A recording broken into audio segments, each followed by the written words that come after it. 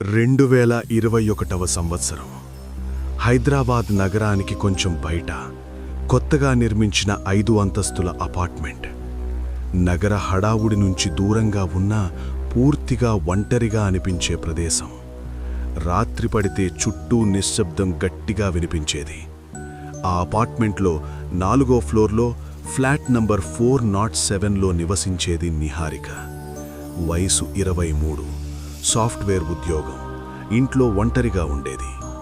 ఆమె అక్క దీప్తి 2 సంవత్సరాల క్రితం అనుమానాస్పద పరిస్థితుల్లో చనిపోయింది. ఆ సంఘటన తర్వాత నిహారిక జీవితమే మారిపోయింది. దీప్తి మరణం సూయిసైడ్ అని పోలీసులు కేసు క్లోజ్ చేశారు. కానీ నిహారిక మాత్రం అది నిజం కాదని ఎప్పుడూ అనుకునేది. అది ఆగస్టు నెల, ఒక వర్షపు రాత్రి. గడియారం 12:03 చూపిస్తోంది. ఫోన్ ఒక్కసారిగా కంపించింది. స్క్రీన్ మీద కనిపించిన నంబర్ చూసి ఆమె గుండె ఒక్కసారిగా ఆగిపోయినట్టయింది. కాలర్ ఐడి అక్క. ఆ నంబరు 2 సంవత్సరాలుగా ఇన్యాక్టివ్లో ఉంది. ఆ సిమ్ పోలీస్ కేస్ తర్వాత డిస్కనెక్ట్ అయింది. ఇది ఎలా సాధ్యం? మొదట ఆమె నవ్వుకుంది. ఎవరైనా ప్రాంక్ చేస్తున్నారేమో. కాల్ కట్ అయింది. రెండో రోజు అదే టైం, 12:03 AM. మళ్ళీ అదే నంబర్. ఈసారి కూడా లిఫ్ట్ చేయలేదు. మూడో రోజు మళ్ళీ అదే సమయం, అదే కాల్. ఇప్పుడు అది కోయిన్సిడెన్స్ కాదని ఆమెకు అర్థమైంది. ఆ రాత్రి బయట గాలి కూడా ఆగిపోయినట్టు అనిపించింది. చుట్టూ ఉన్న అపార్ట్మెంట్ ఫ్లాట్స్లో లైట్లు ఆరిపోయాయి.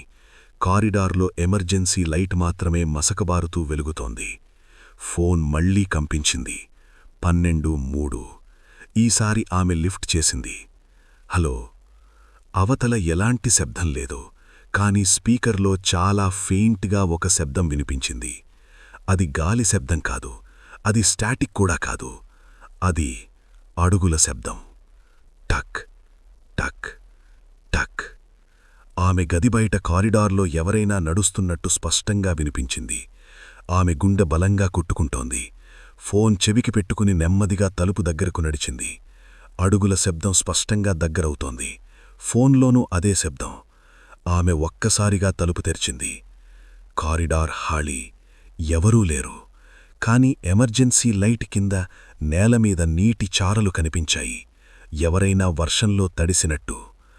ఆమె గుండెలో భయం కుదురుగా స్థిరపడిపోయింది. ఫోన్లో ఒక్కసారిగా ఒక గాలిలాంటి ఊపిరి శబ్దం వినిపించింది. ఆ తర్వాత ఒక స్వరం, మెల్లగా, చల్లగా, చనిపోయినట్టు నిస్సతువగా. నువ్వు తలుపు తీయకపోతే